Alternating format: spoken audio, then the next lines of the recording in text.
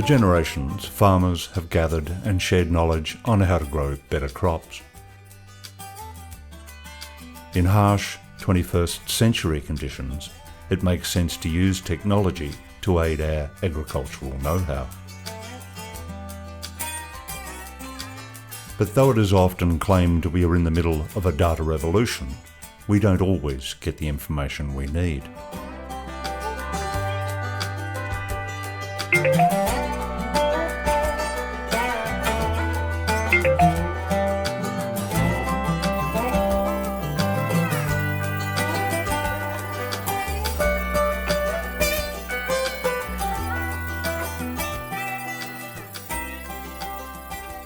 So an awful lot of the data that's collected now is hidden from most people. The Australian government commissioned a big study that showed that digital agriculture could unlock an extra $20 billion worth of agricultural production for Australia.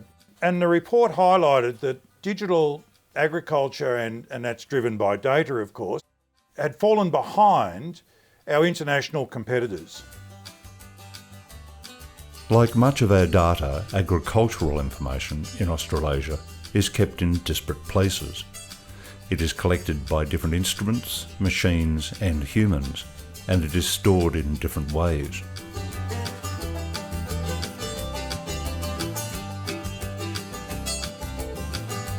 It is a complex data ecosystem. And when you want to put all of that data together to help make decisions, things get complicated.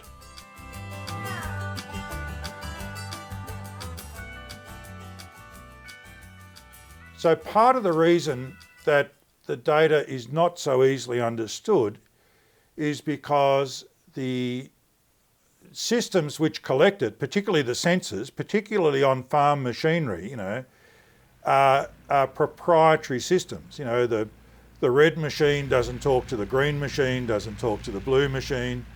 And so you end up in this situation where you've got proprietary systems which make it difficult to amalgamate those data, to unlock those data and to amalgamate those data. But you've also got a huge variety of data, and that variety of data lives in a whole lot of different places. We don't just have a technical challenge of machines not being able to communicate with each other. We also have a social challenge. Data is owned by different groups, and there is not much incentive for the data owners to cooperate and combine their information for the common good.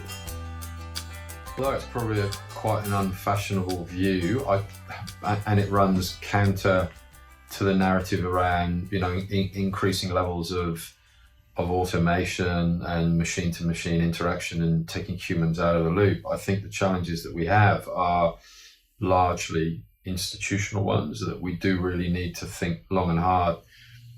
And possibly there's a need for significant redesign of institutional arrangements. And therein lies the great difficulty in this research.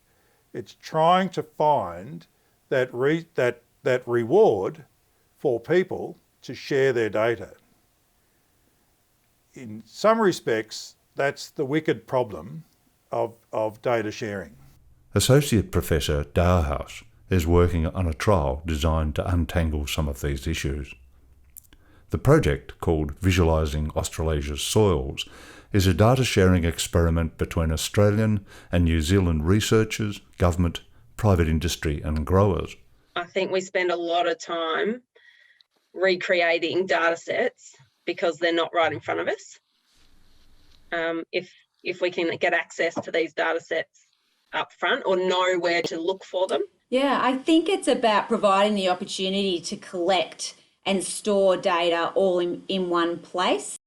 Historical soil test results, historical yield data, but also current information that might be collected in real time. So things like soil moisture that might be recorded during the season, rainfall data, any of that sort of climate data.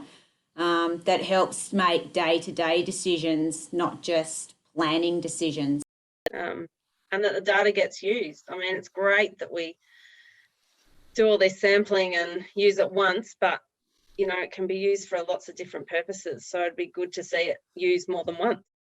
All these people that are part of it, they all hold data. The universities, the government agencies, the catchment management authorities, they all hold data. So it's an excellent trial of how fair income we might be about, having a crack at getting data together. It's really, really interesting.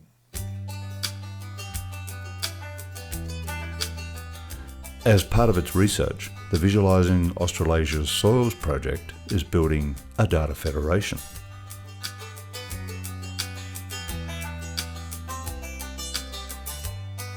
So data federation is simply making data available from different places, preferably on the fly, if we can, and subject to not losing ownership and being able to control who has access to the data and under what conditions. You're giving control to the data providers in terms of whether they choose to participate in the data federation, and then you're also you need to ensure that the data providers have a seat at the table in the federation so that they're making decisions at a collective level as well. If we want to unlock the value of digital agriculture, we need to have data from trusted authoritative sources all the way from the farmer to the consumer in order to make good decisions.